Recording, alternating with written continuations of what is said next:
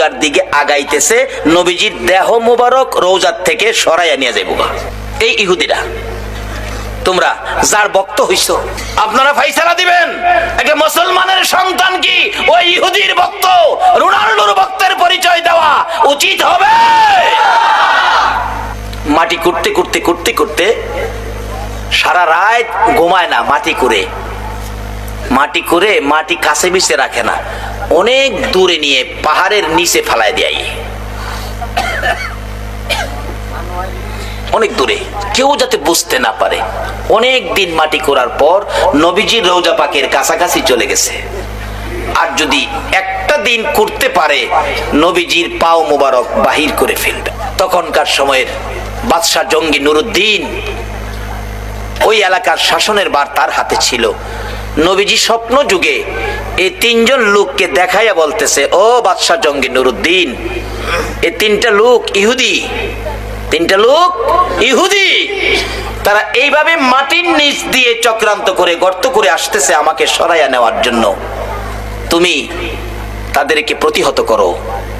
স্বপ্নে দেখছেন, উঠে বসে গেলেন, কি দেখলাম, আবার শুয়ে গেছে, ঘুমিয়ে গেছে। নবীজি আবার ডাক দিলেন, কারণ কালকে সারাদিন সারা রাত মাটি করলে আমারে বের করে ফেলবে। জঙ্গি নুরুদ্দিন, ঘুমিয়ে গেছো, আমি ডাকলাম শুনলা না? এই তিনটা শয়তান, তিনটা দুশ্মন আমাকে সরিয়ে নেওয়ার জন্য মাটির নিচ দিয়ে গর্ত করে আসতেছে, তুমি তাদেরকে থামাও। নুরুদ্দিন উঠে বসে কিছুক্ষণ চিন্তা করলেন, রাত্র গভীর, কি দেখলাম, আবার শুয়ে গেছে।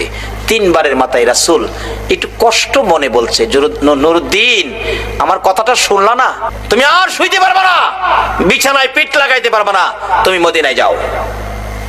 বাদশা জঙ্গি নুরুদ্দিন রাত্র গভীর পাগলা ঘন্টা বাজাইছে, তার সৈন্যরা দৌড়ায় আসছে। কি ব্যাপার বাদশা, রাত্রে পাগলা ঘন্টা কেন বাজালেন? দুইটা চোখের পানি গাল বেয়ে বেয়ে ছেড়ে দিছে। জঙ্গি নুরুদ্দিনের সৈন্যরা, রাসূল আমাকে ডাক দিয়েছে। রে বাবারা, ভাইরা, আজকে যারা এই মাহফিলে বসে আছো, কোন দিন জানি আমার নবী তোমাদের সাথেও স্বপ্নের দেখা দিয়া দেয়। বাবারা, আসুন আমরা জঙ্গি নুরুদ্দিনের কাছে যাই। জঙ্গি নুরুদ্দিন চোখের পানি ছেড়ে বলে, চলো চলো তোমরা মদিনায় যেতে হবে, রাসূল আমাকে ডাক দিয়েছে। ঘটনাটা কি সেটা বলে নাই। সমস্ত সৈন্য লইয়া, অনেক মাল সামান খাদ্য লইয়া রওনা হয়ে গেলেন মদিনায়। প্রথমত সকালবেলা মদিনায় যাইয়া মদিনার শহর আগে ঘেরাও করেছে। ঘেরাও, একটা মানুষ যাতে মদিনার বাহিরে যাইতে না পারে। বলুন, রাসূলকে নিয়ে যাবে, এটা কি সম্ভব? রাসূলের পক্ষে আছে কে? বলুন, রাসূলের পক্ষে আছে কে? ওই ইহুদি চক্র এইভাবে আমার নবীকে সরিয়ে নেওয়ার জন্য চক্রান্ত করেছো। তোমরা ভাবছো রাসূলের কেউ নাই, আমার নবীর গার্জিয়ান হলো স্বয়ং আল্লাহ। জঙ্গি নুরুদ্দিন মদিনা ঘেরাও করছে। আগে একটা বাড়িতে আস্তানা করলেন, বসলেন, ডাকতেছেন যত মদিনার মানুষ আছেন, জাতি বিজাতি, বুড়া করা, ধনী গরিব, সবাই আমার সাথে দেখা করে আমার কাছ থেকে সাহায্য নিতে হবে। মতান্তরে আমার আয়োজনে তোমাদের খানা খাইতে হবে, না হয় আমার সাথে মুসাফা করতে হবে। এমন একটা ঘোষণা দিয়ে দিলেন। লোকজন বাদশাহ জঙ্গি নুরুদ্দিনের ঘোষণা তো সবাই আসতেছে। আয়েশা দেখা করলেন, কেউ সাহায্য নিলেন, কেউ নিলেন না, ধনী যারা। এভাবে সবার সাক্ষাৎ শেষ। কিন্তু নবীজি যাকে স্বপ্নে দেখাইছিল তাদেরকে পাওয়া যায় না। একজন মুরব্বীকে ডেকে বললেন, বাবা, মদিনায় কি আরো কোনো মানুষ বাকি আছে যারা জঙ্গি নুরুদ্দিনের সাথে দেখা করে নাই? মুরব্বীরা বলেন, বাদশা, জঙ্গি নুরুদ্দিন তিনজন লোক আছে, তারা মেহমান, আল্লাহওয়ালা। আর আল্লাহওয়ালা তারা বিদেশি, তারা তো সাহায্য নেয় না, বরঞ্চ আরো মানুষকে সাহায্য দেয়। বাদশা বলেন, তাই নাকি? হ্যাঁ, লোকটি আসে নাই না? তাদের কাছে লোক পাঠালেন, তাদেরকে আসতে বলো। তারা বলছে, আমরা বাদশার কাছে যাব কেন? বাদশা সাহায্য দিবে, আমরাই তো আরো সাহায্য মানুষকে দেই, আমরা যাব না। বাদশার কাছে বললে বাদশা কথা আসে না, না তাহলে আমি নিজেই যাব। বাদশা নিজেই গেলেন, যাইয়া ঘরের দরজায় দাঁড়াইয়া দেখে একজন নামাজ পড়ে, আরেকজন কোরআন শরীফ পড়ে, আরেকজন তসবিহ টিপে। এ হুজুর কইলাম বাইরে গেছে, আইবো কইলাম, চট্টগ্রামও আইবো, বিস্তারিত আর কইলাম না, আইবো। তাদের কাছ থেকে ঈমান বাঁচাইতে হলে একটাই পক্ষ, নবী নবী মুহাম্মাদুর রাসূল, নবীর ভালোবাসার প্যাকেটে ঢুকে যান। বাদশা জঙ্গি নুরুদ্দিন ঘরের দরজায় তাদের দেখে একটা হুঙ্কার মারলেন, কে তোমরা? নামাজির নামাজ ছুটে গেছে, কোরআন পড়বে, কোরআন পড়া বন্ধ, তসবিহ হাত থেকে পড়ে গেছে। পিছনে তাকায়া দেখে বাদশা জঙ্গি নুরুদ্দিন, যাকে রাসূল নির্দেশ করেছে যাও। এবার চেহারা দেখে তারা বলছে, আমরা। তোমরা এখানে কি করো? বাদশার হুকুম মানলে না? আমরা ধনী মানুষ, মানুষকে সাহায্য দেই, বাদশার সাহায্য আমরা নেই না। বাদশা তাকিয়ে দেখে সাহায্য নিবে যেই তিনটা সূরত নবী স্বপ্নে দেখাইছে, এই তিনটাই তারা। সঙ্গে সঙ্গে সৈন্যদেরকে নির্দেশ দিলেন, তাদেরকে বাঁধো, হাত পাও বাঁধো। বাঁধলেন। তোমাদের দেশ কোথায়? আমরা সুদূর ইটালি আমাদের দেশ, আমরা ইহুদি বংশের জন্ম। কি করো? এখানে ইবাদত করি। ইবাদত করো। খাটের নিচে একটা চাটি, চাটিটা টান দিয়ে সরাইয়া দেখে বিরাট বড় গর্ত। বাদশা জঙ্গি নুরুদ্দিন গর্তের ভিতরে নামলেন। নাইমা যাইতে যাইতে যাইতে যাইতে দেখে একবারে নবীজির রওজা মোবারকের কাছে চলে গেছে। আর একটা দিন যদি গর্ত মাটি করতে পারতো, নবীজির পাও মোবারক বাহির করে ফেলতো। বাদশা জঙ্গি নুরুদ্দিন তাদেরকে উঠাইয়া ময়দানে নিয়ে প্রমাণ করলেন, এই যে দেখো নবীর দুশমন, সূরত কিন্তু হুজুর। সূরত কি? হুজুর। বাদশা জঙ্গি নুরুদ্দিন প্রমাণ করে দিলেন, এই যে দেখো নবীর দুশমন। আমার নবী স্বপ্ন যুগে বলেছে, বাদশা জঙ্গি নুরুদ্দিন, এই তিনটা লোক এইভাবে গর্ত করে আসতেছে, আমাকে সরিয়ে নেওয়ার জন্য তাদেরকে তুমি ধরো। এই যে পেলাম, এই যে দেখেন আপনারা গর্ত করে নবীজি রওজার পাশে চলে গিয়েছিল। এরপরে বাদশা জঙ্গি নুরুদ্দিন নির্দেশ করলেন, নবীজির রওজার চারপাশে নিচ থেকে গর্ত করে, গভীর গর্ত করে, সীসা ঢালাই করে একটা বাউন্ডারি দাও। সীসা ঢালাই, যাতে কোনো শত্রু এই আক্রমণ আর কোনোদিন না করতে পারে। আমার আল্লাহ বলেন, বাদশা জঙ্গি নুরুদ্দিন রে, আমার বন্ধুর হেফাজতের জন্য তুমি সীসা ঢালাই করে দেওয়াল নির্মাণ করেছো। আমি আল্লাহ আজ থেকে কিয়ামত পর্যন্ত বন্ধুর হেফাজতে ফেরেশতা নিযুক্ত করে দিলাম।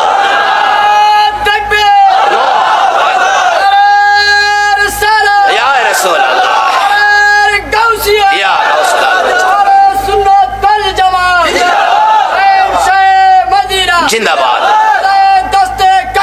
জিন্দাবাদ। বাবারা ভাইরা, মদিনার পরিবেশ, মক্কা যদিও আমাদেরই কেবলা, কিন্তু যায়া দেখেন মক্কায় ফেরেশতা নিযুক্ত করে নাই, মদিনায় ফেরেশতা নিযুক্ত হওয়াতে যারা হজ করতে গিয়েছেন, যারা মদিনায় চাকরি করতেছেন, আমি আপনাদের কাছে আবদার রাখবো, মদিনার পরিবেশ আর মক্কার পরিবেশ এক না কিছু ব্যবধান আছে? মদিনার পরিবেশ এত শান্ত, আল্লাহু আকবার বলো, কিন্তু মদিনায় শান্ত পরিবেশ, মক্কায় হাউকাউ। কোন কোন এলাকায় আছে ঢাকা গুলিস্তানের মতো দোকানদারিরা দোকানদারি করে, 500 টাকা দাম চাই, 50 টাকা হলে বিক্রি করে।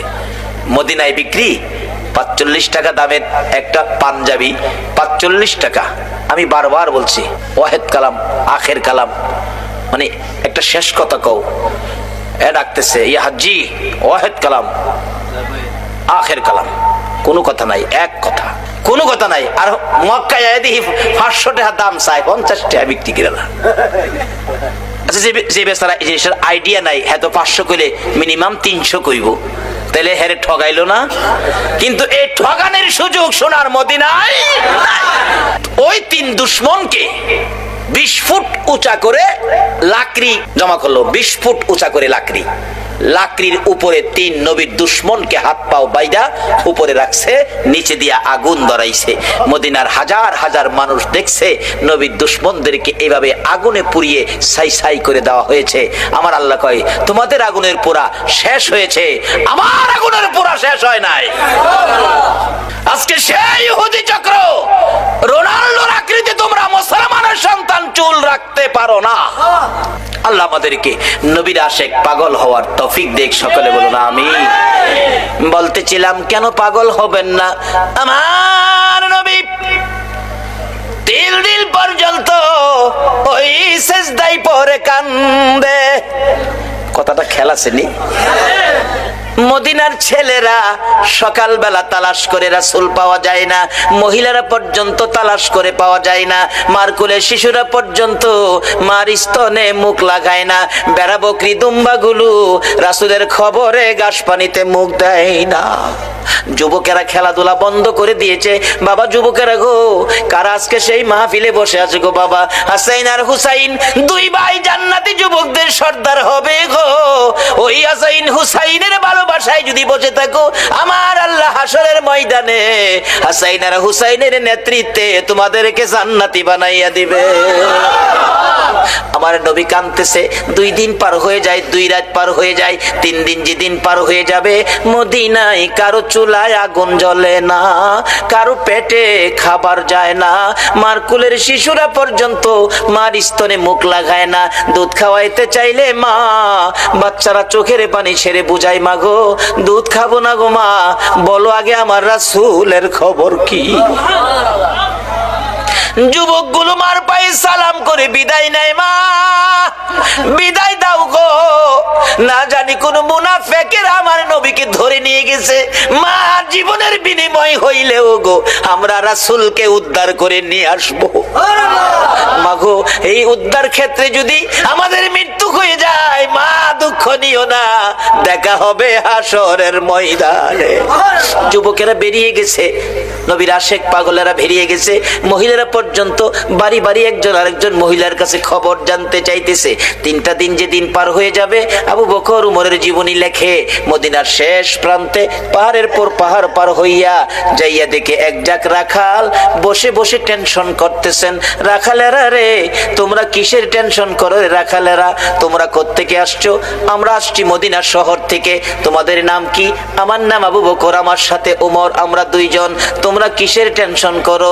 রাখালেরা রে, আমাদের টেনশন তোমরা শুনবানি। রাখালেরা বলেন, আমাদের টেনশনের উপর তোমাদের আবার কি টেনশন? রে রাখালেরা, আজকে 3টা দিন পার হয়ে যায় রে, আমাদের মায়ার নবী রে খুঁজে পাই না। তোমরা আমাদের মায়ার নবী, দয়ার নবীর খোঁজ খবর জানোনি?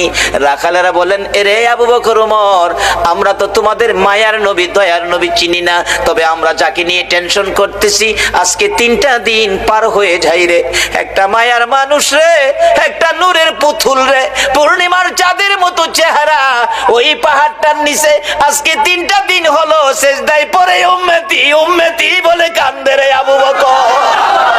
ওই লোকটার দিকে তাকাইয়া আমাদের সকল রাখালের বেড়া বকরি দুম্বাগুলো এক নজরে তাকায়া তাকায়া কান্দে, ঘাস পানিতে মুখ দেয় না। আমরা টেনশনে আছি, এই বেড়া বকরি দুম্বা 3 দিন পার হয়ে গেল, না খায়া কত থাকবে, এখান থেকে নি সরিয়ে নেওয়া যায়। আমরা আঘাত করেছিলাম বেড়া বকরি দুম্বাগুলো সরিয়ে নেওয়ার জন্য। এরে আবু বকর ওমর, এত মার মারছি রে, কোন বেড়া বকরি দুম্বার চামড়া ফাইটা গেছে রে, তারা মার খাইতে রাজি রে, এই লোকটার কাছ থেকে যাইতে রাজি না। আবু বকর একটা চিৎকার মারছে, ওমর যার মায়ায় বেড়া বকরি দুম্বা কান্দে রে, আমাদের রাসূল ছাড়া কেউ না। 2 জনে পাগল পাগল হইয়া দৌড়াইয়া কাছে যাইয়া দেখে আমার নবী সেজদায় পড়ে 3টা দিন পার হয়ে গেছে, 2টা রাত্র পার হয়ে গেছে, আমার নবীর ঘুম নাই, খাবার নাই, বিছানা নাই। আমি আবু বকরকে বুইলা কেমনে রইলেন? আপনি মক্কা থেকে হিজরত করে মদিনায় যাবেন 6 মাস আগে আমার কানে খবর দিয়েছিলেন, আজকে 3টা দিন পার হলো, শহর থেকে বেরিয়ে মদিনার পাহাড়ে চলে যাবেন, একটু খবর আমারে দিলেন না। হুজুর বুঝেছি, উম্মতের ব্যথা লইয়া বুঝি কান্দেন। নবী গো আর কানতে হবে না, আমি আবু বকরের তামাম জিন্দেগীর নেকি আপনার উম্মতের জন্য দান করে দিলাম। আমার নবী আবু বকরের কথায় মাথা উঠাবে না, আমার আল্লাহ যদি ফাইসালা না দেয় নবী শুনবে না। ওমর ডাকলেন, আমি সব নেকি দান করে দিলাম, মাথা উঠায় না। 2 জন একজনের দিকে আরেকজন তাকায়, রে আবু বকর। আবু বকর ডাকে, ওমর কেমনে রে নবীরে মদিনায় নেওয়া যাবে? ওমর একটা ফাইসালা দিলেন মদিনা নেওয়ার জন্য। কি করতে পারি? আসো আমরা মদিনার থেকে অনেক সাহাবী মিলে আসি নবীর দরবারে। শত শত সাহাবীরা ডাক দিলে নবী মাথা উঠাবে, সাহাবীদের জন্য নবীর অনেক মায়া আছে। এবার ডাকতেছে ওমর, রে আবু বকর তুমি ডাক দিলা, আমি ডাক দিলাম, মাথা যখন উঠায় না রে। সাহাবীরা ডাকলে নবী মাথা উঠাবে না, এমন একজন ব্যক্তি, এমন দুইজন ব্যক্তির নাম আমি ওমর বলবো, আমার মন কয় তারা ডাক দিলে নবী মাথা উঠাবে। কার কথা বলবি? আবু বকর বলতেছেন। ওমর বলে, রে আবু বকর আমি একদিন দেখেছি মসজিদে নববীর বারিন্দায় নবীজি বসে আছে, কোত্থেকে জানি দুই ভাই হাসাইন আর হুসাইন দৌড়া এসে নবীজির গলায় ধরে ডাকতেছে, নানা গো নানা, নানা গো মদিনার ছেলেরা ঘোড়া দৌড়াই গো নানা, আমরা দুই ভাইয়ের মন চাই ঘোড়ার উপরে উঠতে, আমরা একটা ঘোড়া কিনা দিবেননি, আমরা দুই ভাইকে ঘোড়া দৌড়াইবার সুযোগ করে দিবেননি। আমার নবী বলেন, তোমাদের বাবার কাছে মার কাছে যাও, টাকা দিলে ঘোড়া কিনা দিব। দুইজন জবাব দেয়, বাবা কোত্থেকে দিবে গো নানা, বাবার কাছে বলেছিলাম একটা টাকাও নাই, মার কাছে গিয়েছিলাম, মা বলেন চুলায় আগুন জ্বলে না। নানা তুমি দিবানি একটা ঘোড়া কিনা, আমরা দুই ভাইয়ের ঘোড়া দৌড়ানির স্বাদ মিঠাইয়া দিবানি। আবু বকর ডাকতেছেন, ওমর তুমি কি দেখেছো? ওমর বলেন, আমি মসজিদে নববীর বারিন্দার পাশে দাঁড়িয়েছিলাম, আমি দেখি আমার নবী নাতিদয়কে খুশি করার জন্য বারিন্দায় হামাগুড়ি দিলে ঘোড়ার মতো হইলে দুই ভাই নবীজির পিঠ মুবারকে চড়ে বসছে। আমার নবী ঘোড়ার মতো অভিনয় করে এদিকে যায় ওদিকে যায়, আবার ডাকতেছে, হাসাইন হুসাইন বলো তোমাদের ঘোড়া দৌড়াইবার স্বাদ মিটছিনি? আবু বকর আমি ওমর দেখেছি, মুস্কি মুস্কি হাসতেছিলাম এই ঘটনা দেখে। আমার নবী প্রশ্ন করে, এরে ওমর হাসতেছো কেন? হুজুর হাসি কি ভাগ্য হাসাইন হুসাইন কত দামি ঘোড়ার উপর সওয়ার হয়েছে। আমার নবী চোখের পানি ছেড়ে দিলেন, রে ওমর শুধু দামি ঘোড়াটাই দেখলা তুমি, যারা ঘোড়ার পৃষ্ঠে বসেছে তারা কত দামি তুমি দেখলা না। আমার নবী এত আদর করতেন হাসাইন আর হুসাইনকে। এমনি সময় উমর ফারুক ডাকতেছে, আমি দেখেছি নবী দুই নাতির দুই গালে চুমাইতেছে, খুশি হইছো নি নাতি? তোমরা দুইজন ঘোড়া দৌড়ানোর স্বাদ মিটছেনি? ও আবু বকর আমার মন কয় এই দুই নাতি হাসাইন হুসাইন যদি নানা নানা কইয়া ডাকে রে, আমার নবী সব ভুলে যাবে, না না না ডাকে জবাব দিয়ে মাথা উঠাবেন। মদিনায় চলে গেলেন, খবর পৌঁছে দিলেন আলীর কাছে, আলী রে পাওয়া গেছে রে নবী রে, নবী উম্মতের মায়ায় কান্দে মাথা উঠায় না। কার মায়ায় কান্দে? কার মায়ায়? কিন্তু আমরা কি করলাম নবীর জন্য? আমরা কি করলাম? আজকে থেকে একটা আদর্শ বাড়িতে নেন, তাহলে নবীর কান্না সার্থক, আমাদের জীবন ধন্য। বাবারা রাত্র 2 ঘন্টা হয়ে গেছে, কষ্ট হইতেছে আপনাদের? মাপ পাবেন কিভাবে, স্বপ্ন দেখবেন কিভাবে, এটাই হবে আমার শেষ কথা। যাইতেছি পিছনে। দুইজন খুশি করার জন্য নবী এই অভিনয়টুকুন করেছেন। ওমর বলেন, এই দুইজনে ডাকলে শুনবো। হযরত আলী বাড়ির ভিতরে খবর দিলেন, ফাতেমা 3 দিন পর্যন্ত কাঁদছো, আর কাঁদতে হবে না, খবর পাইছো বাবারে পাওয়া গেছে। হাসাইন হুসাইন না গেলে আসবে না, উম্মতের জন্য নবী কাঁদতেছে। মা ফাতেমা 2টা সন্তান লইয়া গো বাবার মাথার পাশে হাজির। ফাতেমা 2টা হাত বাড়াইছে, মাবুদ গো আমার এতিম বাবা আর কত কাঁদবে উম্মতের জন্য। বাবা কাঁদতে হবে না, উম্মতের ব্যথায় 3 দিন পর্যন্ত কাঁদলা গো বাবা, আমি ফাতেমা রে ও তুমি ভুইলা গেছো গো। সমস্ত পৃথিবীর মানুষ বলতে পারো গো বাবা, আমি ফাতেমারে তো ভুলার কথা না গো বাবা। বাবা গো উম্মতের মায়াই বুঝি ফাতেমার কথাও ভুলে গেছো বাবা, আর কাঁদতে হবে না, আমি ফাতেমা কথা দিলাম আপনার উম্মতের জন্য, আমি ফাতেমার তামাম জিন্দেগীর নেকি আমি দান করে দিলাম। রে মা বোনেরা, তোমাদের জান্নাতি মহিলাদের সর্দারিনী জীবনের সব নেকি যদি তোমার আমার জন্য দান করে, এই ফাতেমার জীবনী কিনা ঘরে নেওয়া মহিলাদের দরকার আছে কিনা? এটা নিত না তো। নিব ভট্টাচার্যের লেখা উপন্যাস। মিথ্যা বলছি? শিক্ষিত শিক্ষিতা যুবক যুবতী, যুবকদের রুমে ঢুকলে এই কিচিমের কিছু ভয় পাওয়া যায়। একটা যুবক রুমে রুমে আমাকে থাকতে দিল এক মাহফিলে, বালিশের কোনায় নিচে দিয়ে একটা বইয়ের কোনা বাহির হয়ে রয়েছে।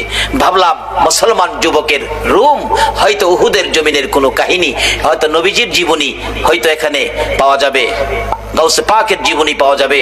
টান দিয়া বাহির করে দেখি বইটার মধ্যে লেখা তোমার আমার ভালোবাসা। আল্লাহর কসম করে বলছি, এই বালিশটার নিচের বইটাই লেখা তোমার আমার ভালোবাসা। তুমি কার লেখা ভালোবাসা পড়তেছো? এটা তোমার মুসলমানদের জন্য এটা শুভ লক্ষণ নয়। মাগো ও যুবতীরা, উপন্যাস পড়ে রাত্র কাটাইও না। কোন কোন যুবতী মহিলা ফজর আযান পড়ে এটা উপন্যাস পড়ে, এটার কপালও কি আছে আল্লাহই জানে। যদি রাত্র কাটাইতে হয় কিছু পড়ে ফাতেমার জীবনী পড়ে, বইটা ফাতেমার জীবনীটা পড়ে রাত্র কাটাও। কাল কিয়ামতে খাতুনে জান্নাত ফাতেমাতুজ জাহরার সাথে তোমার হাসর হয়ে যাবে।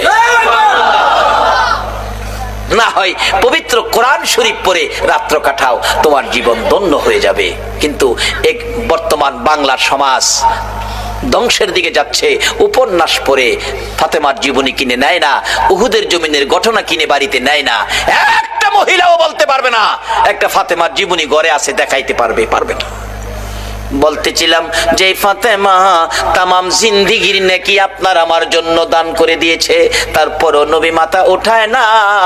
আপনার আমার ব্যথায় নবী কান্দে, ফাতেমার কথাও নবী শুনে না। হাসাইন হুসাইন দুইজন দাঁড়িয়ে আছে, মা ফাতেমা ডাকে, বাবা গো তোমরা দুইজন ডাক দাও গো, দেখি তোমরা ডাক দিলে নি আমার বাবা মাথা উঠায়। আর কত কাঁদবো, 3টা দিন বাবার পার হয়ে গেছে। দুইজন দুই দিকে নানা কইয়া ডাকতেছে। হুসাইন ডাকতেছে, নানা গো দুনিয়ার সব মানুষ বলতে পারো গো নানা, আমি হুসাইন রে কেমনে বইলা গেলা গো না। যে হাসাইন আর হুসাইনের মায়াই আমার নবী হাসাইন আর হুসাইনকে দেখতে গেলেন খাতুনে জান্নাত ফাতেমাতুজ জাহরার ঘরে। যাইয়া দেখে দুই ভাই ঘরে নাই। ফাতেমার চোখের মধ্যে পানি ঝরতেছে। নবী জিজ্ঞেস করে, ফাতেমা রে কেন এইভাবে কান্দো? আমার নাতিরা কই? দুই নাতি না দেখলে আমার শান্তি লাগে না। ফাতেমা বলেন, বাবা গো আমি কাঁদতেছি কোন ব্যথায়। ঘরের পিছনে যাইয়া দেখেন গো বাবা, আজকে 3টা দিন পার হয়ে গেল, আমি ফাতেমার চুলায় আগুন জ্বলে না। আপনার আদরের দুই নাতি না খাইয়া থাকতে থাকতে পেটের খিদার যন্ত্রণায় ঘরের পিছনে গলাগুলি করে নানা নানা কইয়া কাঁদতেছে গো বাবা। আমার নবী পিছনে যাইয়া দেখে গলাগুলি করে নানা নানা কইয়া কাঁদতেছে। নানা গো পেটের খিদা গো নানা, সহ্য করতে পারি না। আমার নবী বেরিয়ে গেলেন। ঘুরতে ঘুরতে যাইতে যাইতে একটা ইহুদির বাগানে আমার নবী চাকরি নিলেন। কুয়ার থেকে পানি উঠাবেন, গাছের গোড়ায় পানি দিবেন, পানি উঠাবেন 1 বালতি পানি, 1 বালতি পানি 3টা করে খেজুর, এইভাবে 8 বালতি পানি উঠাইয়া হাসাইন হুসাইনের মায়ায় আমার নবী বাগানে চাকরি পর্যন্ত নিয়েছে। এই ভালোবাসার হাসাইন হুসাইন কষ্ট পাবে, এই কাজ আপনারা কইরেন না। আমার নবী 8 বালতি পানি উঠাইয়া 9 বালতি পানি ভরাইয়া টান দিলে রশি ছিঁড়ে বালতি কুয়ার ভিতরে পড়ে গেছে। ইহুদি দৌড়ে আসছে, পানি উঠাও পানি উঠাও। রশি ছিঁড়ে বালতি পড়ে গেছে, কি দিয়ে উঠাবো? ছিঁড়ে গেছে। হাও না তুমি ছিঁড়ে ফেলছো? আমার নবীরে কয়, নবী বলে ছিঁড়ে ফেলছে। আমার নবী বলেন, ইহুদি রে আমি ছিঁড়ি নাই, ছিঁড়ে পড়ে গেছে। এই পর্যায়ে 1 কথা 2 কথা রাগ হইয়া নিষ্ঠুর ইহুদি, যেই নবীর চেহারায় জীবনে কোনদিন মশা মাছি বসে না, আমার নবীর গাল মুবারকে ইহুদি থাপ্পড় লাগাইয়া দিছে। আমার নবী একটা চিৎকার মারছে, ইহুদি রে পেটের খিদা রে, আমার নাতি রাতির লীল পর্যন্ত খায় না, আমি রাসূলও খাই নাই রে। 3 দিন না খাইয়া গালের গোশত শুকাইয়া গেছে রে ইহুদি, আমার গালে থাপ্পড় দিছস, বল তোর হাতে ব্যথা পাইছস নি? ইহুদি বলেন, কার গায়ে হাত তুললাম গো? আমি মারলাম, আমার জিগায় ব্যথা পাইছিনি। আমার নবী ডাকে, এরে ইহুদি আমার 8 বালতি পানির বিনিময় 24টা খেজুর দিবি? হ দেব, দে। আমার হাসাইন আর হুসাইন কান্দে পেটের খিদায় 24 খেজুর লইয়া নবী রওনা হলেন, চলে যাবেন নাতিদের খাওয়ানোর জন্য। আমার আল্লাহ কয়, জিবরাইল রে আমার বন্ধুর কানে খবর দে, বলদু যেন কুয়ার ভিতর থেকে বালতি উঠাইয়া দিয়ে আসে। জিবরাইল ডাহে, হুজুর যাইতেছেন গা? বালতি উঠাইবো কে? বালতি তো কুয়ার ভিতরে সিরা পড়ছে, কিভাবে উঠাবো? কিছু তো নাই, উঠাবো কি দিয়া? জিবরাইলকে, হুজুর কিছু লাগে না, যেখানে রাহমাতাল লিল আলামিন আছে এখানে কিছুই লাগে না, আপনি কুয়ার ভিতরে হাত দিয়া বালতিরে ডাক দেন। সুবহানাল্লাহ, আসতে কইলেন? পৃথিবীর এমন কোন শক্তি আছে এই মৃত বালতি ডাক দিলে হাতে আইব? কিন্তু আমার নবীর হাতে আইব। আমার নবী ভিতরে হাত দিয়া ডাকতেছে, বালতি, বালতি রে আয়, আমি নবীর হাতে আই। আমার নবী ডাক দিতে দেরি, কুয়ার ভিতর থেকে বালতি নবীর হাতে আসতে দেরি হলো না। উঠাইয়া ইহুদির সামনে দিলেন, এই লাও তোমার বালতি দিয়ে গেলাম। বলুন, মৃত বালতি নবী ডাক দিলে এই নবীর হাতে আসবে কিনা? যদি বিশ্বাস করতে কষ্ট হয়, চলুন আমরা একটুখানির জন্য মদিনায় যাই। যাইবেন? যাইবেন মদিনায়? চলুন না ঘুরে আসি। ছেড়ে দে নৌকা মাঝি যাব মদিনায়। বলুন, ছেড়ে দে নৌকা মাঝি যাব মদিনায়। মদিনাতে কান্দে নবী উম্মতের মায়ায়, মদিনাতে কান্দে নবী উম্মতের মায়ায়। ছেড়ে দে নৌকা মাঝি যাব মদিনায়, ছেড়ে দে নৌকা মাঝি যাব মদিনায়। মদিনায় যায় দেখেন, যারা হজ করতে গেছেন, ছোট্ট একটা চিহ্ন আছে, জায়গাটার নাম লেখা আছে উস্তুনে হান্নানা, মৃত খেজুরের গাছ। নবীজি মসজিদে নববীতে মিম্বরের পাশে হেলান দিয়ে খুতবা পড়তেন। যেদিন মিম্বর পাকা হইছে, শুকনা খেজুরের ডাল গাছ উঠায় ফেলাই দিছে। পাকা মিম্বরে দাঁড়াইছে, নবী খুতবা দিবেন, কিন্তু নবীর কানে কান্নার আওয়াজ আসতেছে। কে যেন এতিমের মতো কান্দে, মা বাবা হারা এতিম। রাসূল বলেন, সাহাবীরা দেখে তো কে কান্দে, আমার কানে কান্দার আওয়াজ আসতেছে। সাহাবীরা কই, ইয়া রাসূলুল্লাহ, রাসূল সামনে, আমরাও সামনে, কান্নার তো কোনো কথা না, আমরা রাসূল পাইলে তো খুশি, আমরা তো কাঁদতে পারি না। রাসূল বলেন, আমার কানে কান্নার আওয়াজ আসতেছে। সাহাবীরা বেরিয়ে গেলেন, তালাশ করে দেখে মসজিদের পাশে মরা শুকনা খেজুরের গাছ কাঁদতেছে। মরা শুকনা খেজুরের গাছ যদি কান্তারে, মরা বালতি নবীর হাতে আইতে পারে না? পৃথিবীর কোন দলের আলেম উস্তুনে হান্নানার ঘটনা অস্বীকার করার ক্ষমতা নাই।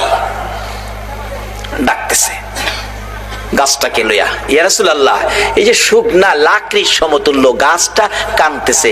রাসূল জিগায়, এ খেজুরের গাছ, তুমি তো মৃত, কাঁদতেছো কি ব্যাপার? খেজুর গাছের কান্না আরো বাড়ছে।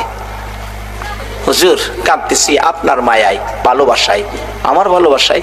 হুজুর, আমি যে ব্যথিত হয়ে গেছি, আমি যে পুরা কপাল হয়ে গেছি। এতদিন রাহমাতাল লিল আলামিন নবীর পিঠের সাথে লেগে থাকতাম, আজকে মিম্বর পাকা হওয়াতে আমারে ফালাই দিছেন। নবী গো, আপনার বিরহের ব্যথায় আমি কাঁদতেছি। মৃত গাছ মানুষের মতো কথা কয়। রাসূল বলেন, তাই নাকি? হ্যাঁ। ও খেজুরের গাছ, তুমি কাঁদো না, আমি রাসূল তোমার জন্য দোয়া করে দেই, তুমি একটা জীবিত খেজুরের গাছ হয়ে যাবে। আচ্ছা, আমরা নবীর দোয়ায় মৃত গাছ জীবিত হইব নি? পৃথিবীর এমন কোন শক্তি আছে মৃত গাছ জীবিত করতে পারে? একমাত্র পারে নবী মুহাম্মদুর রাসূলুল্লাহ। সে নবীর ভালোবাসায় আপনারা বসে আছেন। দাবি তো দুইটা, গুনাহ মাফ নেবেন, নবীকে স্বপ্নে দেখবেন। কিভাবে? শেষ কথা আসতেছি সামনে। এবার রাসূল বলতেছেন, দোয়া করে দেই, একটা জীবিত খেজুরের গাছ হয়ে যাইবা। উস্তুনে হান্নানা খেজুরের গাছ কই, হুজুর এই দোয়া চাই না, চাই না কইও না, কিয়ামত পর্যন্ত হায়াত পাইবা।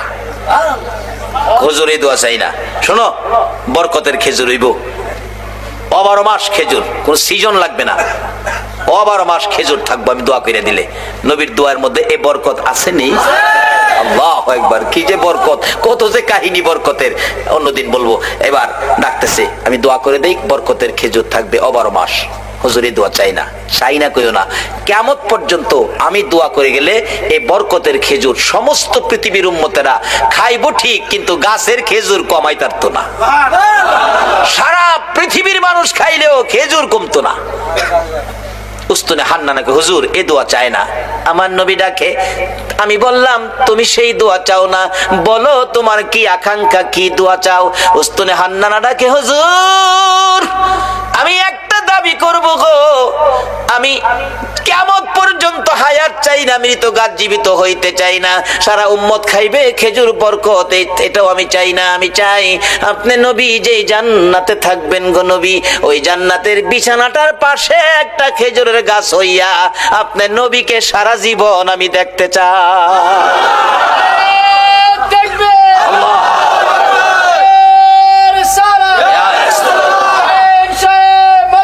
জিন্দাবাদ জিন্দাবাদ জিন্দাবাদ। মাশাআল্লাহ মাশাআল্লাহ মাশাআল্লাহ মাশাআল্লাহ। আল্লাহ কবুল করো, সকালে বলুন আমিন। আমার নবী ডাকছে, ও সাহাবীরা এই উস্তুনে হান্নানাকে মানুষের মতো কবর দিয়ে দাও, দাফন করে দাও। যেখানে দাফন করা হয়েছে এখানে চিহ্নিত আছে উস্তুনে হান্নানা, নবীর ভালোবাসার মরা গাছ। এখানে 2 রাকাত নামাজ পড়লে নবীর ভালোবাসার মরা গাছের কাছে আল্লাহ পাক তার গুনাহ মাফ করে দেয়। মরা গাছের নিচে যদি 2 রাকাত নামাজ পড়লে গুনাহ মাফ দেয়, আর নবীর ভালোবাসা লইয়া সরাসরি যদি 2 রাকাত নামাজ পড়ি, আল্লাহ কি আমরারে মাফ দিবে না? মাফের জন্য নামাজটা অনেক উপকার করে, কিন্তু নামাজে তো আমরা যাই না। দয়ার নবী, মায়ার নবী, উম্মতের দরদি নবী, উম্মতের ব্যথায় ব্যতীত নবী সেজদায় পড়ে আছে, নবী মাথা উঠায় না। হাসাইন হুসাইন 2 ভাই মিলে ডাকতেছে, নানা গো আমরা 2 ভাইরে কেমনে বুইলা গেনা গো নানা, যে 2 ভাইয়ের জন্য নবীর কত মায়া ছিলেন। ইহুদি ডাকতেছে, হুজুর বালতি উঠাইলেন আপনি, কে আপনি, পরিচয় কি? কুয়ার ভিতর থেকে বালতি হাতে ডাক দিলে আপনার হাতে আসে। আমার নবী বলে, রে ইহুদি বালতি বুইজা রাখ, আমার নাতিরা কান্দে, আমি দেরি করতে পারি না। দৌড়ায় বাড়িতে চলে গিয়ে হাসাইনকে এক পাশে, হুসাইনকে আরেক পাশে বসাইয়া আমার নবী 2 জনের মুখে খেজুর তুইলা দিতেছে আর ডাকতেছে, হাসাইন হুসাইন রে দুনিয়াতে কষ্ট করলা, কিছু খাবারের ব্যবস্থা করে দিলাম, হাসরের ময়দানে তোমরা 2 ভাইয়ের প্লেট আগে আসবে রে নাতিরা, তোমরা 2 ভাইয়ের পাশে পাশে সবাই খাবার পাবে, তোমাদের প্লেটের আগে আমার আল্লাহ কাউরে খাবার দিবে না। কষ্ট করো নাতি দয়, কষ্ট করো, আমি রাসূল তো তোমাদের পক্ষে আছি। এই কথা শুনে শান্ত হলেন, খেজুর খাইতেছেন। এদিক দিয়ে ইহুদি ডাকতেছে, কার গায়ে হাত তুললাম? যিনি কুয়ার ভিতরে হাত দিলে মৃত বালতি হাতে আসে, আখিরি নবী ছাড়া কেউ হবে না। ভুল করেছি, অন্যায় করেছি, কার সাথে বেয়াদবি করলাম? নিজের হাত নিজে কূপ দিয়া কাইটা ফেলাইছে। কার সাথে বেয়াদবি করছস? বেহুশ পতিকেরা যাচ্ছে, কুয়ার থেকে পানি উঠাইয়া মাথায় পানি দিলে জ্ঞান ফিরছে। কি হলো তোমার? হাত কাটা কেন? কে কাটছে? ও পতিকেরা, আমার আখিরি নবীর দরবারে লইয়া যা। যাইয়া ডাক দিলে হাতটা কাটা, হাতে লইয়া গেছে। নবী বেরিয়ে আসছেন, আয়েশা দেখে ওই ইহুদি, আমরা যদি হইতাম আগে হেরে সাইজ কিরা লাইলাম হইলে। নবীর আদর্শ কত সুন্দর। ইহুদি তোমার হাত কাটা কেন? কেন তোমার এই বিপদ, এত কষ্ট, রক্ত ঝরতেছে? হুজুর হাত রাসূলের সাথে বেয়াদবি করেছে, আমি হাত কেটে ফেলেছি। রাসূল বলেন, কি করলা তুমি? হুজুর বলুন বেয়াদবির ক্ষমা পাবনি। আমার নবী বলেন, ক্ষমা পাবি রে, একবার যদি কালিমা পড়ে আমার পক্ষে আইসা যা। যত বড় অপরাধী হো, আমার নবী যদি তোমার পক্ষে যায়, আমার আল্লাহ বলছে মাফ করে দিব। এবার ইহুদি বলেন, সুযোগ পাইছি যখন মাফ পামু, হাতটা নি জোড়া লাগাই তারি দেখি। নবী গো কালিমা পড়মু, আমার হাতটা যদি জোড়া লাগাই দিতারেন। পারবো নি আমরা নবী? পারবো? আল্লাহ কো জিবরাইল বন্ধুর কাছে যাও, কোনো ভয় নাই, খালি কো হাতটা